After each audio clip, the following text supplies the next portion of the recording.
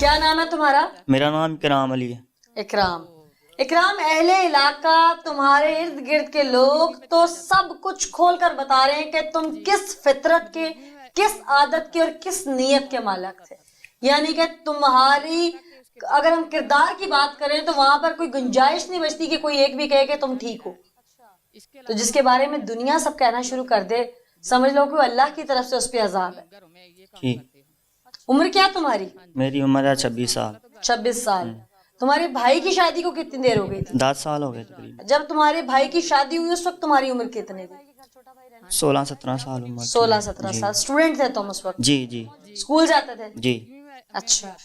तुम्हारी भाभी के साथ तुम्हारे मामलात कितने अरसे से चल रहे थे? ये जब की वो आई थी उधर उस तब तो उसकी नई शादी थी, उसका जी। शौहर था। कहती है आप मुझे अच्छे लगते हो। ठीक है, इधर से हमारी बात बन गई तो हम ही कदम उठाए चले गए, तो भाई को भी नहीं पता चला। नहीं, बात बन गई क्या मतलब? घर में रह के बात बनी, इस्लाम दुआ आई, अच्छे जी लगते हो, जी ठीक है। अब एक घर में होते थे, उसके जी। बाद तुम लोगों को किस वक्त मिलता था कि तुम्हारी नीयत या तुम्हारी सोच को गलत रास्ता इख्तियार करे? जब भी मिल जाता था उस वक्त ये रास्ता इस्तेमाल कर लेते थे, तो कभी नहीं भी मिलता था तो फिर कुछ नहीं होता था, बातचीत हो जाती थी। तुम्हारे भाई का और तुम्हारी उम्र का कितना फर्क है? काफी ज्यादा फर्क है। कितना? 10 साल तो बड़ा हो गए। भाभी? 10-12 साल होगी। वो भी 10-12 साल बड़ी? जी जी बच्चे भी होंगे उनके? जी। 10 साल से तुम्हारा ताल्लुक था भाभी के साथ, तो वो जो बच्चे थे वो तुम्हारे थे या भाई के? तुम्हें तो पता होगा। भाई के होंगे, मेरे होंगे। मैंने कहा से ये तो अल्लाह की देन होती है। अच्छा। तो उसके साथ नाजायज तल्लक थे, ये तो मुझे पता नहीं है उसके हैं या मेरे। इन 10 सालों में तुम्हें एक बार भी शर्म नहीं आई कि मैं भाभी की जान छोड़ दूं, उसके बच्चे हो गए हैं, मेरे भाई की वो बीवी है, उसका घर है, ताल्लुकात खत्म कर दूं? कोई एक दिन तो ऐसा आता है, कई रमजान भी गुजरे होंगे, कि इंसान पछतावा करता है, अपने किए की माफी मांगता है। कोई एक रात भी ऐसी नहीं आई कि तुमने अल्लाह के हुजूर माफी मांगी हो इस काम से? जी मांगी थी, मैंने उसको बोला भी था तो बस कर दें यूं ही।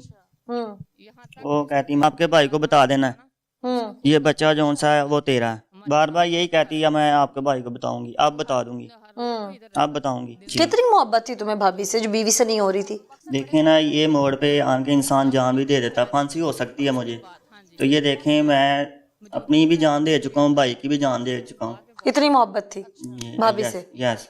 तो जो बीवी शादी करके लाए थे, उसी भाभी की छोटी सगी बहन थी, उससे मोहब्बत नहीं हुई थी? मैं उसको नहीं था पसंद करता, उसकी बहन को पसंद करता था।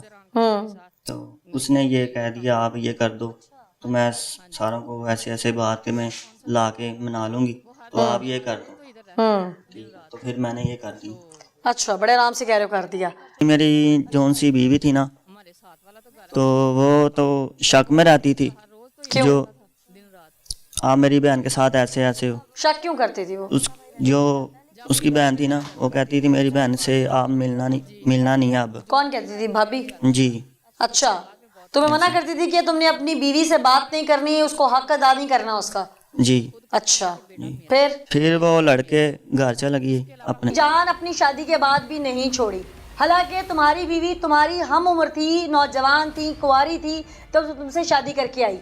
इसके बावजूद तुमने एक अपने से 12 साल की बड़ी उम्र की औरत, 2 बच्चों की माँ, तुम्हारी सगी भाभी, उसके साथ तुमने अपने ताल्लुकात रवा रखे और फिर तुमने नाजायज असलहा खरीदा और अपने भाई को कत्ल कर दिया। वो कहती थी इसको मार दो, हम क्यों? दोनों शादी कर लेंगे। बच्चे थे ना जी, उसके? जी। तो क्यों मारना चाहती थी शौहर को? वो कहती है आपसे मैं प्यार करती हूँ, तो उसको मारो, तो कोई बात नहीं है, हम दोनों शादी कर लेंगे। ऐसे ही उसने बोला, तो मैंने भी ऐसे प्लान बनाया, पिस्टल लिया, तो भाई से बातचीत की, वो लड़ने लग पड़ा, मैंने उसको खैर मार दी। तुमने सोचा नहीं भाई के 2 बच्चे भी हैं? भाभी कह रही थी ये बच्चे दोनों ही तुम्हारे हैं, तो आप मुझसे शादी करोगे? अच्छा जी। तो फिर तुमने कहा नहीं कि ऐसा नहीं हो सकता है, मेरा भाई है? जी मैंने उसको बोला था, वो कहती आप करो, आप करोगे भी। अच्छा, फिर? बस ये मैंने प्लान बनाया। कितने दिन से प्लान कर रहे थे? 1 माह में। 1 माह से कर रहे थे? ये मारने वाला 1 माह में प्लान हुआ है। मारने के तो और भी बहुत सारे तरीके हैं, वो खुद घर में रहती थी, खुद भी मार सकती थी, तुम्हें क्यों कहती थी मार दो? ये तो उसी को पता हो, उसने क्यों मुझे कह दिया, वो और भी तुमने मार भी सकती सिर्फ ये थी। पिस्टल वाला तरीका ही क्यों चुना? जी और भी बहुत सारे तरीके थे। जी, ये भी आए थे। तो मुझे वो कहती थी पिस्टल ले आओ, छुरी छरी से ये काम नहीं चलेगा, मेरे पे इल्ज़ाम आएगा, तो आप खुद मारो इसको। अच्छा, कत्ल होता है, कत्ल के बाद मुकदमा दर्ज होता है, पुलिस भी आ जाती है, इसके लिए भी कोई प्लान किया हुआ था? नहीं, ये मुझे नहीं था पता, मेरे साथ ऐसा ऐसा होगा आगे, कसम से ये मुझे नहीं था वो पता। प्लानिंग तो थी ना कि यहाँ से कैसे निकलना है फिर पुलिस से। वो कहती थी मैं ही मदई बनना है, मैं ही मदई बनूंगी तो आपको छुड़वा लूंगी। अच्छा, प्लान किया हुआ था। जी। उस दिन जब घर पहुंचे तुम तो फिर क्या हुआ? इधर उधर हाँ, उधर घर गया हूँ मैं। जब लड़ाई शुरू हुई भाई के घर जब पहुंचे थे। जी, हम्म मैंने उसको बोला है अपनी बीवी ले आयो, तो मेरी बीवी क्यों नहीं लेके आए। उसने ईंट पकड़ी है, मेरे पाँव पे लगा दी थी, तो मुझे गुस्सा आया, मैंने कहा यानी तुम तो गए ही पहले प्लान करके मारने थे ना, तुम तो वेपन लेके गए थे साथ। हाँ जी। तो तुमने ये बात खुद से इश्तियाल उसको खुद दिलाया तुमने? जी, अच्छा, फिर तुम्हारी भाभी कहाँ थी जिस वक्त तुम अपने भाई को फायर मार रहे थे? उधर ही थी। उसके सामने, तो उसने ऊपर से क्या कहा? इकराम ना मारो, ऐसे कहा भी है एक बार। फिर जब फायर लग गए? दिखावे के लिए, वो बच जाएगा तो वो बोलेगा ना हाँ। कि इसने कहा है मुझे ना मारो, इसको इकराम ना मारो। हाँ, उसने कह दिया था ना मारो इकराम, फिर जब फायर लग गए फिर? तो लग गए। उसने उठाया भाभी ने, तो मोहल्ले वाला ने उठाया, रश्के पे ले गए, तो रास्ते में जाते उसकी डेथ हो गई। तुम्हें दुख नहीं है कि तुमने एक औरत की खातिर अपना सगा भाई मार दिया जो तुम्हारी माँ की पेट से पैदा हुआ है? कसम से दुख होता है, मैं क्या करूं, मुझे रात को नींद नहीं आती। जिस भाई ने तुम्हें चलना सिखाया, उठा के खिलाया, 10 साल बड़ा था वो तुमसे, तुम्हारे बाप की जगह पे है। मैं क्या बोलूं, माशरे उस प्यार में अंधा हो गया था वो। इतना क्या अंधा होता है कि इंसान को अपना भाई नजर ना आए?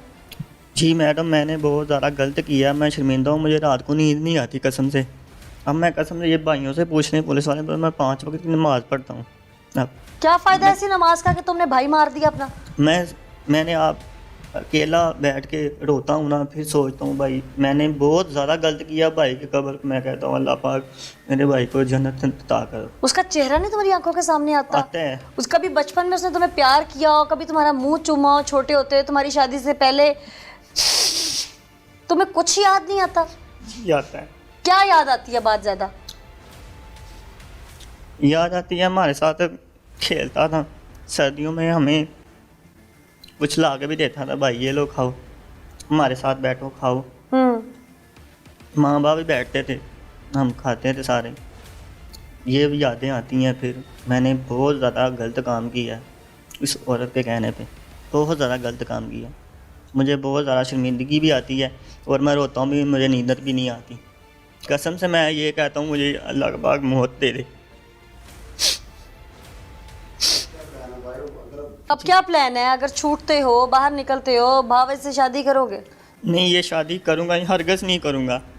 या तो वो भाई को मरवा सकती है, कल वो किसी और से उन 2 मासूम बच्चों का क्या कसूर है? कभी किसी और से भी लगा कर मुझे भी मरवा सकती है। उन 2 मासूम बच्चों का क्या कसूर है जिनके सर से तुमने बाप छीन लिया?